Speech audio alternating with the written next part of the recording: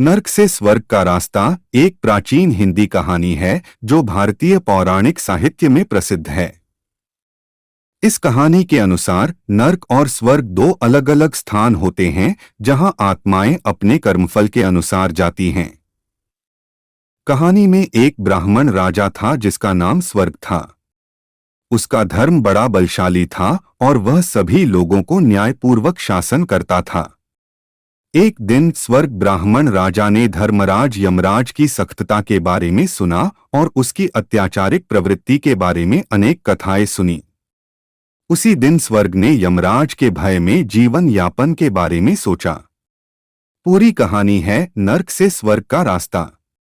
एक समय की बात है, एक ब्राह्मण राजा था जिसका नाम स्वर्ग था। उसका धर्म बड़ा बलशाली था और वह सभी लोगों को न्यायपूर्वक शासन करता था। एक समय की बात है, एक ब्राह्मण राजा था जिसका नाम स्वर्ग था।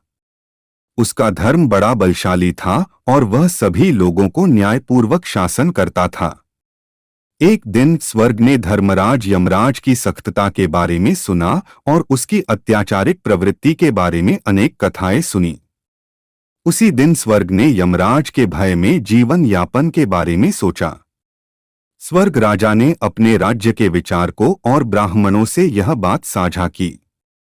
वे सभी उन्हें सलाह देने लगे कि केवल अच्छे कर्म करने से ही स्वर्ग प्राप्ति संभव है और यमराज के डर से नहीं। एक दिन राजा स्वर्ग अपने गुरु के पास गए और उन्होंने गुरुजी से पूछा कि नर्क से स्वर्ग का रास्ता कैसे पाया जा सकता है।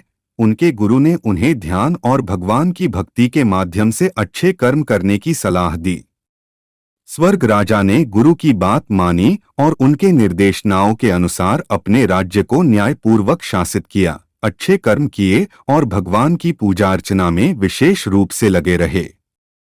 इस तरह स्वर्ग राजा ने यमराज के भय को दूर कर अपने जीवन को स्वर्ग की ओर अग्रसर किया। उसके अच्छे कर्मों और ध्यान के फलस्वरूप उसकी आत्मा ने स्वर्ग का मार्ग प्राप्त कर लिया। यह कहानी हमें यह सिखाती है कि यदि हम अच्छे कर्म करें और भगवान के प्रति समर्पण रखें तो हम स्वर्ग की प्राप्ति पा सकते हैं। सनातन धर्म के अमूल्य ज्ञान को एकत्र करने के लिए हमारे चैनल को सब्सक्राइब करें। अगर वीडियो अच्छा लगे तो लाइक और अपने मित्रों व रिश्तेदारों को शेयर करें। आपके विचार हमारे लिए महत्वपूर्ण है। आप अपने सुझाव हमें कमेंट करके दे सकते हैं। आप सभी बंधुजनों को जय श्री राम।